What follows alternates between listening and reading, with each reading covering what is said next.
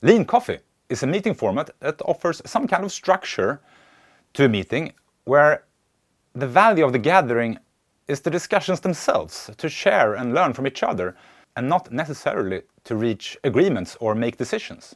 For example, it's perfect for the weekly knowledge sharing session or for structuring the open topics section of a meeting or an offsite. To start with, everyone writes down suggestions for topics. It could be things you want to share, challenges you want advice on, or current topics you want to discuss. You vote with dots, for example, 3 dots each, and then you order the topics according to the votes. You start with the topic that got the most votes, you wind up the timer and open up the conversation. When the timer rings, you vote thumbs up or thumbs down, representing whether or not you want to continue with the conversation or move on to the next one. If the majority of thumbs are up, you add 4 more minutes, repeat until majority of the thumbs are down, and that's when you continue to the next topic.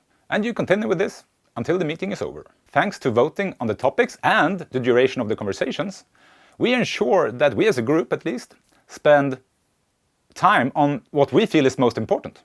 You can of course choose to have other timings than 10 and 4 minutes. For example, today we are running 4 minutes plus 90 seconds. The topics we discuss here on the channel might reflect the current challenges, address articles we've seen and read on LinkedIn or Twitter, or questions sent in by you, our awesome viewer. Even though today's episode is rather long, I really hope you enjoy it as much as we do. Let's open up the Lean Coffee.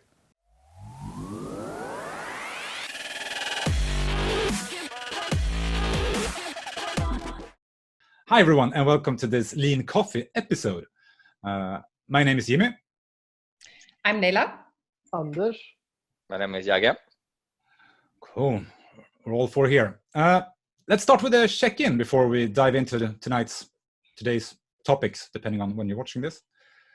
So this is the premiere episode. How do you feel right now, Leila? Jingly. Pretty nervous, I think. It's going to be interesting to see like our team dynamic and how we will fit together. Anders? I feel great. I'm looking forward to doing this online Lean Coffee thing. We'll see how it works out. Jagge? I'm excited. It's going to be interesting to talk nonsense online, and probably I won't watch this, but it's too scary to see yourself talking. Okay. Cool. Welcome. Let's dive into the first topic. Due to the working from home situation, which we've been having for quite some time now, we have kind of had to invent new ways of working and collaborating and communicating. This work, these efforts, do you believe that they will propel agile transformations at companies forward or not? So will home working propel agile transformation at companies forward? Yes or no? What do you feel? What do you think?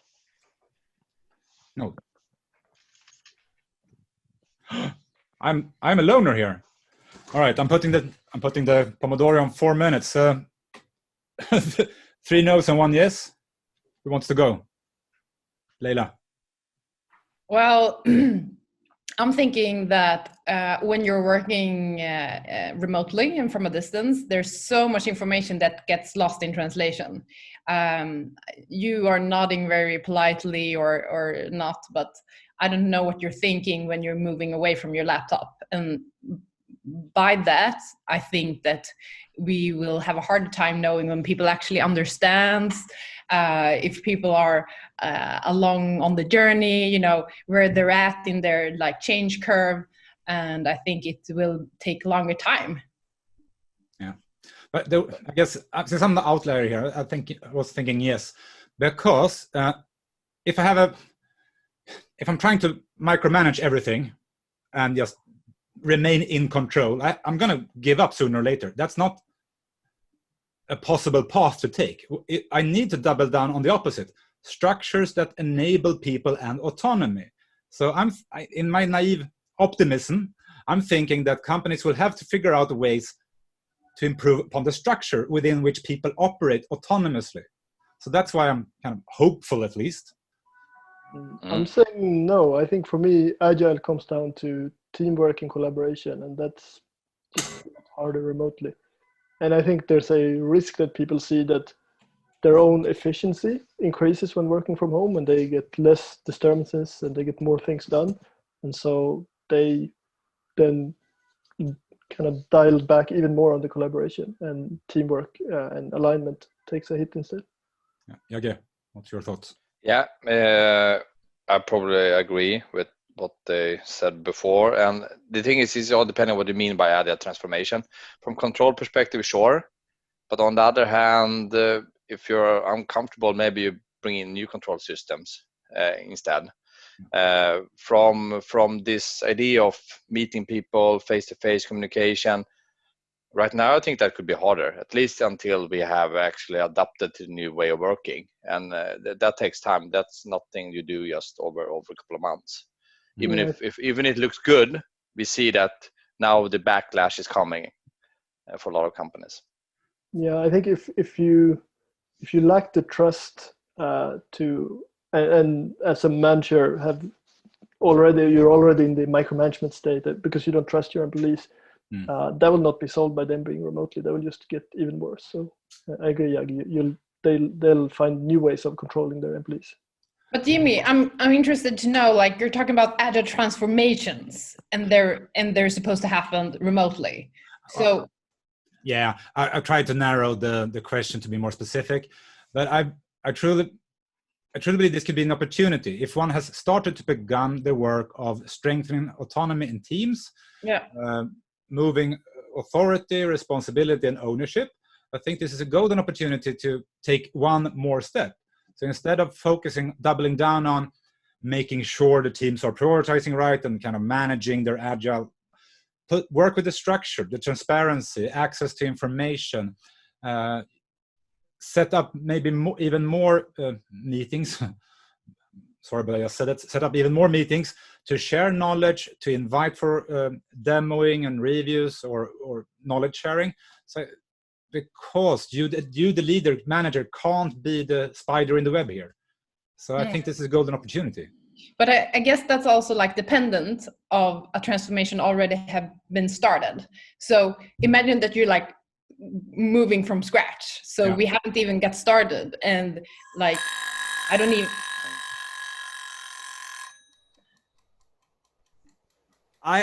All right. Oh, shush. Stop. That was 3 thumbs down. So I guess let's close that topic and move on to the next one. Okay, so I brought a question for the group tonight, and I wonder, how much do you actually talk about Agile in your day-to-day work, and how much is on other topics? So, strategy, organization, just being a manager, or whatever else you talk to your colleagues about, and how much do you actually get back to really talking about the basics or the core of Agile? I'm going to start. I think I'm the oddball here because I'm a freelance consultant being all over the place. But still, I don't talk about, I rarely use the term Agile, but it feels like everything I do is related to the Agile approach and Agile ways of working. So even me as an Agile coach, I rarely ever use the term Agile, but I talk about the concepts all the time. That's how I feel, or have discussions that support or enable them at least. Isn't that part of the idea of you can frame everything in Agile nowadays? So I agree in that sense. I talk all about Agile probably all day, but almost never the word. But on the other hand, like if you talk about Agile all the time, maybe that's a symptom that you're not Agile at all. But you also need to start talking about it to actually understand that you need to improve something, maybe. I feel like you're often a part of a transformation where you're maybe moving towards Agile, and I can see both sides of it. From one perspective, I'm doing exactly as you're doing. I'm avoiding the term Agile. One thing is that I don't want people to feel stupid if they don't, terms can often make people feel stupid, and when you shorten words or similar. So I would rather prefer to describe things as is. But another thing that I've also figured out is that sometimes maybe you need to actually use the word agile, because I've been in scenarios where people are like, are we working agile? When did we decide that? I have no idea. So that was kind of a lessons learned. Maybe I actually should use the word sometime. But Anders, is this a problem, do you feel like? Or No, is it more like a reflection? Yeah, I think it's more of a reflection. I end up talking about strategy or leadership or technical choices quite a bit. But just like Jimmy, I think I often come back to, like, will this technical choice make it easier for us to be flexible? Can we release earlier? Like, what implications does it have on our agile ways of working? Yeah. So perhaps I should actually talk more about agile and why we make the choices we do. But I think maybe 10 years ago or something, I used the term agile transformation, agile coach, everything around that, and much, much more. Maybe I'm tired about it, or like people around it is tired about it. And the last 5 years, I used non-agile terms because it has so much, it could create so much different things in people's minds that I didn't want to handle. So I used other terms instead. Maybe it's time to go back to agile again. I don't know. But I also think, isn't it important to like really use more words and more descriptions? Because often when you're having these discussions, what you're trying to answer is a question of why. Like, why are we doing this? And if you only use the word agile or some short, practice term, it doesn't really come down to the core. And you don't really, people will go around and have these fantasies, which are not really reality. And you really want to come close to why are we doing this? Talking about this now, I do realize that maybe we also, yes, the why, but maybe we actually need to talk about the principles and practices. Because you might realize, so we're doing agile here. Yeah, sure, we're working in agile teams. And the second you say that, everyone gets different ideas on which principles do we honor and which don't we. So actually going through them and discussing which of the agile principles do we honor here and do we believe in, and which do we skip or are we doing differently? Because I think there's actually more value in being specific once in a while about this as well. Yeah. Yeah, I think that makes sense. And I think it's also easy after having been in the... Right. I think it's easy to, after having been in the Agile community for a long time, to just assume that everyone knows the basics of Agile or what it really boils down to. And most people know about Agile, but they might not actually have gone through all the principles and talked about them in depth. So it's easy to just assume that they will understand that we do this because it's a good agile way of working. But at least if you're new to the industry, you probably don't know. And it's an interesting, what do you call it, oxymoron, or what do you call it, this weird word. But on one hand, a lot of companies want to be agile, and when there's ads out, for example, they say like, it's a fast environment, you need to be agile, experience from agile. But on the other hand, in the company, people don't like to talk about agile because it could have a negative spin on it, like we had tried this before and so on. So on one hand, we want to be perceived as an agile company, but we don't want to talk about it and those kind of things and use the term. So that's something interesting I've seen, at least where I've been.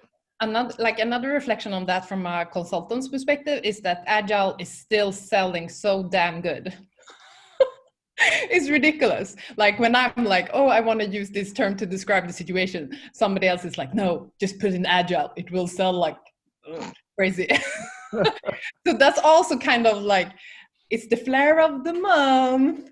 And the decade. Yeah. Good to know. Still going strong. Yes. Next topic. Yay. So I came across this blog post about Zappos and how they are trying to really let go of everything in their organization and make sure that each employee can contribute their best. So what they had figured out now was that they really needed to have a few very clear constraints, because their idea is that if they have these few constraints, everybody could be truly free to accomplish what they wanted to do. So my question for you guys is, constraints to enable freedom. Is that a yay or a nay? So agree. What's your answer?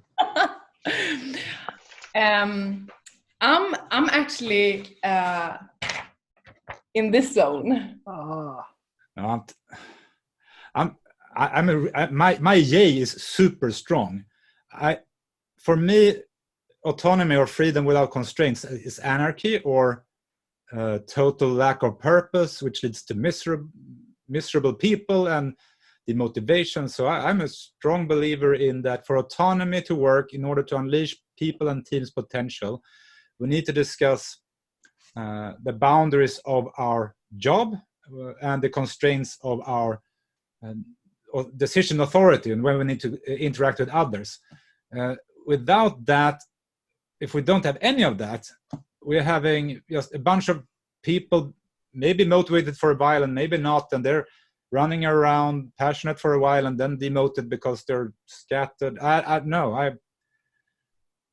My yay is so strong in this question, actually.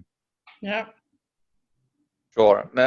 I was thinking how would it look if you didn't have constraints? Because on one hand, we always have constraints, like our bodies or the spirit of being a human is a constraint itself, the language, everything. So it's hard for me to see how that will be almost like divine or something. So of course I constrain, but I don't understand what does constraints means? Is that rules, policies, guidelines, values? Yeah. What does Zappos means in this version of constraint freedom? They have 3 principles of accountability. One is about cash, one is about like values, and one is about something else. But they're like. Why a question mark? Yeah, so I'm thinking about, driving your own company, for an example. Of course, you always have constraints if you're going to like the itty bitty tiny pieces, but now we're talking more of an organizational level. So let's bring it up from breathing air, that's a constraint. And I also think about like some of the newer organization forms that are merging that actually are lacking values. They are not using that, and still they have a pretty good, like, there are those examples out there of those type of organizations. So I think it's because for me, I feel like there's always a risk of killing, that passion and creativity when we're starting to implement rules. And even few, like, even values can be, I think, demotivating, to be honest. Anders, go. I think I'm on the fence, and it really, I guess it comes down to how you think about them. So I started thinking about policies, and usually I don't like companies having policies, but because I like to say, just act as if your actions could be elevated to policies. And if everyone does that, then we don't actually need the policies. We can just trust that people do the right thing, and you give them all the freedom. And in the few cases it doesn't work, you deal with it as a corner case. Yeah. So if you think about the constraints in that way, I would say no. But I think also about it as a, like, what is the purpose of our organization? Sure, that's a constraint if you actually hold people to working towards that purpose. But I think that's a purpose that really works for the organization. You have a little bit less freedom, sure. Yeah. But I think I agree with Jimmy. Like, people tend to be happier, and you get better results if you actually have a sense of purpose in that direction. So what would you say is like the balance? When do it become too much? Where does that border go? I've had a few experiences at my last job where I wanted to give a lot of freedom as a leader. So I gave very loose guidance on say a team split, and very, like, no guidance. 90 seconds. And it came back to me where I got feedback from a lot of my teammates who said that I wasn't enough of a leader. I didn't give them support to do this team split. So for me, it's been a contentious where I wanted to be nice and give freedom, and it just backfired. Yeah. That could be like, because I experienced that myself, and probably we have then a culture where they expect you to be involved in some way if you manage a lead or whatever. So if you're not talking enough or guidance or whatever, they start wondering what's happening here. That could be the long-term thing that they can do this without you, but probably you need to go back a couple of steps and explain, I'm not going to be involved in these things anymore. I'm not a constraint in this freedom of choice anymore. Yeah, I think if you're a startup or you're a small group of friends, people, you have a great idea and you unite around that, I don't think you need much process or structure or boundaries. No. You can base it on trust, like in your example, Anders, but it's not sustainable. If people, you add new people, or the organization grows, or this team grows into an organization, you need to cement or capture some of the things that made the initial thing work in the boring format of bureaucracy or process or some kind of boundaries. But doesn't because my experience is also when you add on these new people.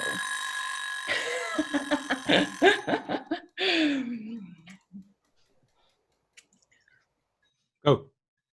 So when you add on these new people to your organization, don't you also have to like transform those boundaries already? Because when new people come in, the organization is naturally evolving anyhow.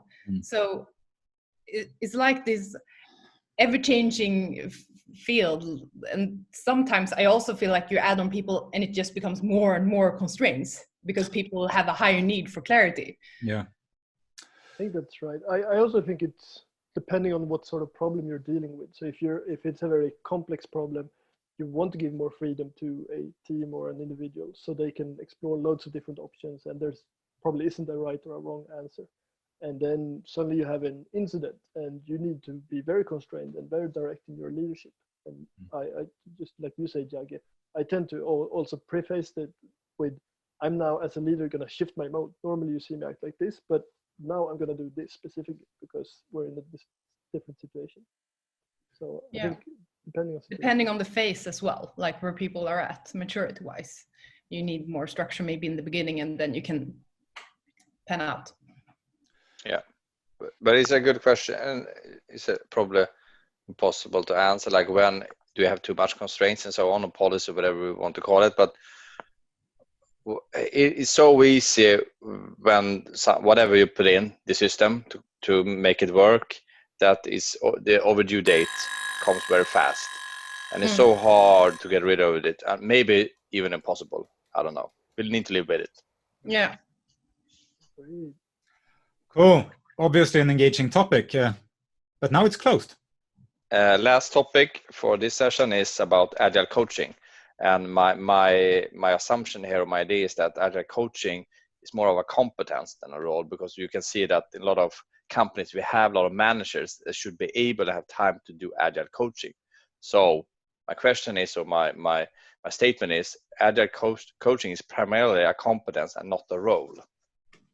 Yes or no? Obviously the Agile coach consultant disagrees. We need to have some disagreement. Oh, I managed to be the outlier again. Yes and no. I guess I should have both, but that's weak. I truly believe in the value of having a person driving the conversations. However, the work that an Agile coach does, such as facilitation, teaching, mentoring, explaining, teaching. I truly believe that a great leader has those in his or her toolbox as well.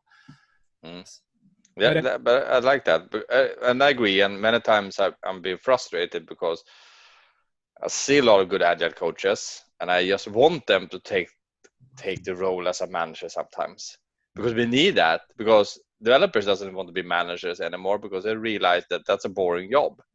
So, but I want those that love leadership to actually take that on. But doesn't that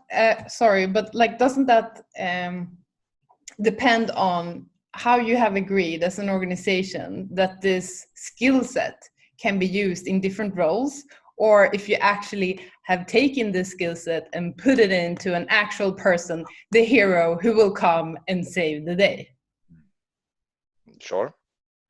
I think it's Yeah, I agree, Leila. I think it's a little bit how you decided. So some of the best managers I've worked with have been agile coaches before, and I think it's a strength as a manager or going into even other roles to have worked as an agile coach.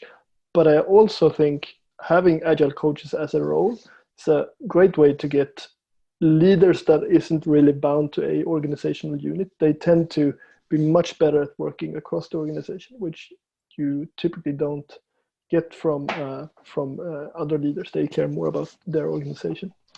So I think the agile coach as a role is super powerful, perhaps more for the like unconstrained leadership they can do. Maybe I'm glorifying myself here, but I like to think of the agile coach as a trainer for a team, and the team is the company or the organization.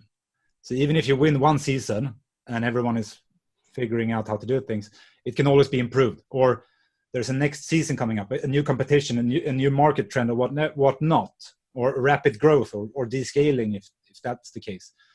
So and even if you win one season, you still need a trainer for the second season. So that's kind of how I view an agile coach. But you could also argue that different persons could walk in and out from this role.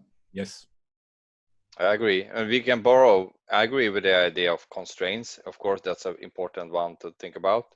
You have your mission. And I also agree about the trainer role. Sure. But on the other hand, I'm looking at more from a hierarchy, different roles. Could we step in and help each other's teams instead, and using the money to actually invest in those that really, really need? Because many companies, we can have so many different roles. We have POs, PMs, agile coaches, Scrum Masters, and managers. And I want to soon we have a team that's big enough as the team they're going to deliver, supporting that team. It's what happened here? Yes. But you want to use it as something to push the organization forward. You want to use it as, having that demand, you need to use your agile competence here. So we're making sure that we're not hiring this full team of support people. Yeah, it usually also works really well with whenever you get to these really tight spots with 90 more seconds, a lot of stress or a lot of pressure to deliver something. That's when you typically, as a leader, go heads down together with the team because you need to deliver. And having an agile coach that is a little bit to the side from that is a real strength in those cases, because they can take a step back and remember that let's think about. So what you're saying, having someone that can observe from the outside, give you a perspective, is always good. I totally agree. It's not only that agile coaching shouldn't be a role or not. Often that we try to solve a problem, we jump in too fast to hiring a role that's going to solve it for us. Maybe that is the solution. Maybe that's the extra add-on, the spices we need right now, whatever. Sure. But very seldom people actually have that in mind. We're going to make sure that all managers, agile coaches, styling, that we have one to help them or whatever. So, yeah. That is the scenario that you want. You want somebody to come in and to help the others to be able to help themselves. But usually you see this role, this glorified hero role that will come and save the day in itself, kind of. Not by disparaging the competence within the organization, but in itself, this person will come and save the day. Yeah, I know. That's why people hire me. Yeah. A weird flip around. Imagine all managers were agile coaches. Then they wouldn't assume accountability, dare to take decisions. They would only help others think and coach and facilitate other people, and nothing will be decided. Awful world. Awful world. I've met a few agile coaches that can actually make decisions.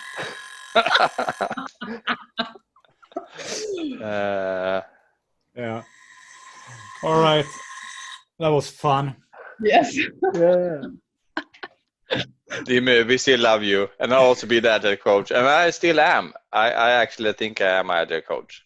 Thank you, Leila, Anders, and Jagge. This was a blast, and hopefully, viewers, you will see the four of us talking about new, exciting, and fun topics a month from now. So let's wrap it up with a new tradition. Let's do a checkout, a key takeaway. So what golden nugget of insight will you bring with you today, Jagge? Yes, let's see. Okay, one I take with me is that remote working is not going to help our agile transformation. Probably is going to make it harder, at least for a while, until we settle into this remote culture work. Yeah. Anders? Something for me to think about is to be more conscious of how I work with constraints in the organization. And Jagge, what did you say? If we don't have any constraints, then we have to be truly divine. Yes. That's my takeaway. Oh, Leila. I'm so happy about Anders' takeaway. I want to be a part of that divine organization. Well, okay. So my takeaway was actually also about the first topic, about agile transformations while working remotely. Since I feel like I'm working a lot with change, I really want to think hard and long about how to actually accomplish this, because I'm on the same page as Jagge here. I think it will be harder, at least if you're starting from scratch. And what kind of other systems can we use to drive agile transformations forward when we are in this remote state, total remote state, as we are in now? Cool. My takeaway is that it's not topic related. This was fun. I had a lot of fun, and I hope you viewers can kind of feel that, and you had fun as well. So right now it feels like this worked, and I'm looking forward to, well, the next time we see each other and for the future topics. So bye everyone.